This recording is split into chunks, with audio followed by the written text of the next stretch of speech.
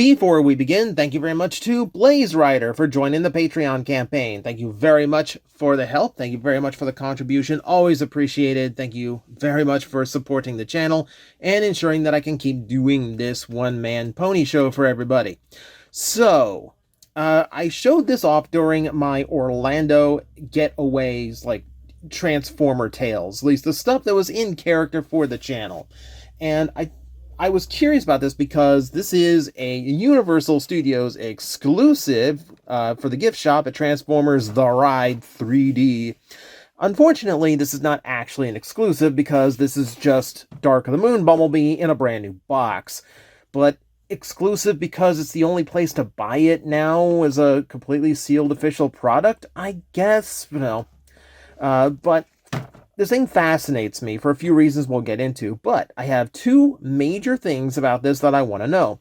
Number one, is this as good as I remember? Because I always talk up Dark of the Moon toys as being like the best movie line that they had ever did, at least prior to Studio Series. I felt like it was more solid and more like intuitive in design than a lot of the previous ones. So I want to see if that holds up. And this is a good chance to do that. And the other one is, this toy was produced in 2021 or 2022, depending on which trademark you're reading. So I'm actually curious how well this toy holds up, because like this is a 15-year-old mold. Like this thing should have like run its course over a decade ago, and yet here it is in front of us. So I want to show you if this overcharged deluxe at a theme park gift shop is actually worth picking up for its elevated price. And by elevated price, I mean $33 for a toy that I think back at the time was like, what was that when we were at like $15 deluxes? Maybe like what $17.99? Like it was starting to creep up around then.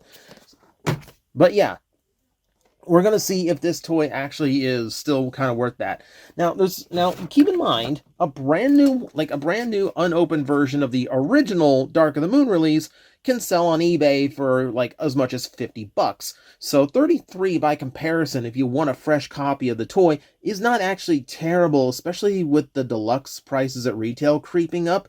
It's actually not too far off from what they're supposed to go for now, weirdly enough. So we're going to take a look at that. Number one, let's just get into a few observations about the box here. I actually like this packaging. This actually looks kind of neat. Like the Nest-inspired graphics actually kind of work for movie toys. But also, there's some oddities here. So for one, Revenge of the Fallen logo in the corner, even though this is the Dark of the Moon Bumblebee toy, hence the hence the mech tech weapon it comes with. Also, it's the Dark of the Moon version of the toy that has that like little racing car kind of net in the window. Remember, in order to just not produce the same toy over and over, some of the classic characters came back with a few racing or armored elements to them. But the other thing to notice about this is, because this is sold exclusively at Universal Studios theme park, it's monolingual. When is the last time you saw a Transformers toy, like officially released by Hasbro, official Transformers toy, released in just a single language on the box? Like even right there with like the transformation steps, they didn't even bother printing the other languages there. They just left the tiny little steps at the top. Also, this means that Bumblebee has the longest bio on the box of any Transformer I have seen in like a good decade plus. Bumblebee has been caught in ambushes before, but never one quite like this. The Decepticons are determined to stop evac no matter the cost. It's up to Bumblebee to see that his friend and the precious cargo he carries reaches his destination intact. Well, yeah, that does happen through the course of the rides, so I guess that counts. Okay, so we can't get an evac toy at Universal Studios The Ride anymore, even though he's the star, but we can get Bumblebee, and let's see how Bumblebee turned out. So right off, I'm going to tell you that it's very thin cardboard quality, like the previous windowless Studio Series toys. Like, we were so happy to get rid of that thin flimsy cardboard. Yeah, it has that vibe to it. Okay, so I don't Okay, yes, actually, hang on. I didn't think I had little scissors here, but yes, I do. Yes, I do. Hey, look, I'm prepared even when I think I'm not. All right. Oh, that's so much quicker than what I was planning. Yay me. Yay me for forgetting that I prepped.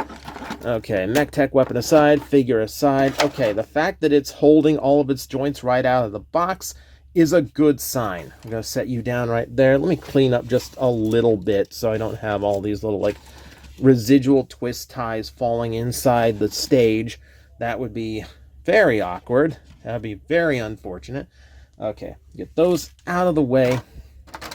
Get that plastic tray trash out of the way, and let's just focus on the Bumblebee for a second. Now, it still looks good. Like, there's no, like, visible mold degradation that I can tell, at least not at first glance. I mean, the molding might be a little bit softer than it is today, because we've made technological advancements, but everything else still seems pretty good. So, like, the big thing for me is joints. How are the joints on a toy that was made 15 years ago? Okay, so, okay, the ball joint on the head. Okay. This is not a good sign. The torso wobbling as I mess with the head is not a good sign. Let's see if there's a tab in for the torso. Let's see. Yeah, let's see if there's like something amiss in how this is transformed. Hang on. Okay, fold that up, fold that down. It does look like it tabs in, but I can't quite get it to make the reach it's supposed to make for that. So okay, that holds a little bit. That's what it's supposed to do. Okay. So I was going to say there's a dead spot in the ball joint, like right there, where it really wants to settle right there. So that would be a little bit of the mold degradation at work. But for the most part, yeah, the ball joint in the head works. Shoulders, okay, shoulders are okay. They will hold a pose. I guarantee you this arm is not going to hold the mech tech weapon. Guarantee you that. Okay, elbows. Okay, those are screwed in, so those are fine. There's ball joints for the hips. They have a squeak to them, but they're not quite as tight as I would like. Thighs work. Knee bend. Hang on, Bumblebee. Your backpack is just ruining everything. We need to get all of this out of the way. How does your backpack work? And the torso unclipped again.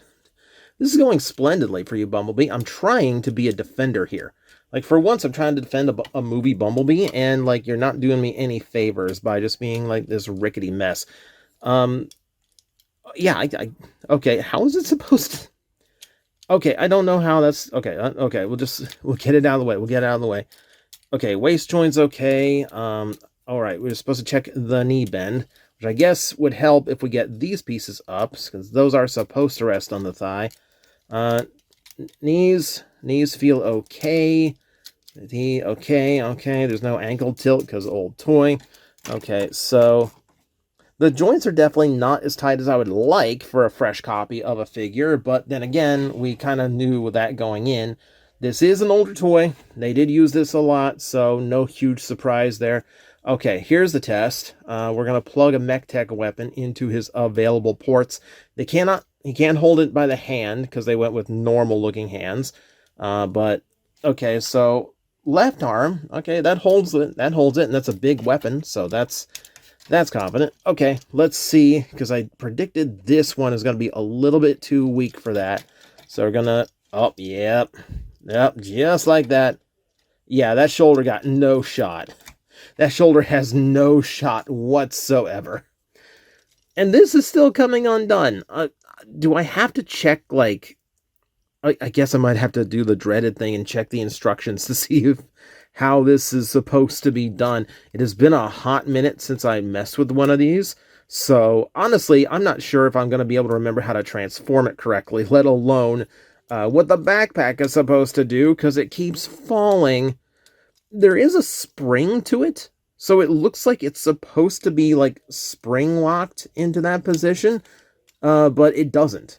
Like the spring is doing absolutely nothing here. So, I don't know, maybe I'm mistaken on that, but, like, spring doesn't exist for no reason. It's just doing nothing. Okay, so let's see. So that answers the question of quality. This still technically works as a figure, it's just not as tight as I would like it to be for a movie Bumblebee toy. I will say, at least in like solidity, for lack of better terminology, he does feel more solid than a Studio Series Bumblebee does. So I will give it that, and you'd expect that from an older figure. So like if you want him to be a little bit bigger and maybe like feel a little bit more robust, then fly all the way to Florida, pay the ticket for Universal Studios, go to Transformers the Ride, and then pay $33 for your toy. And then you'll get a solid Bumblebee, like for the low cost of, well, probably be about $800 by then. And that doesn't include Uber on the way there. That's assuming you got a ride. Well worth it. Okay, let's see how we can transform this guy. All right, so we'll get the door windows up, get those ready. I can't remember if I think that's supposed to go over them. It's been a hot minute. Okay, so unclipping that. Okay, see, that goes down. All that's supposed to collapse into the front end of the car. So I do remember that. Remember that one. Okay. On the underside, hands fold in like that. Take everything. I genuinely don't know if I'm doing this the right way, but we're going with it, and it seems like everything's going in the spot it's supposed to. Flip that up, because we got to cover up where the head goes. There we go. Close that.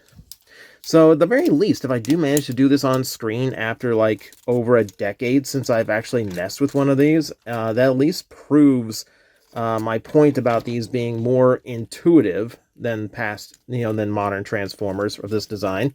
So get that out, crunch the leg, fold that back, put that where it goes. Come on.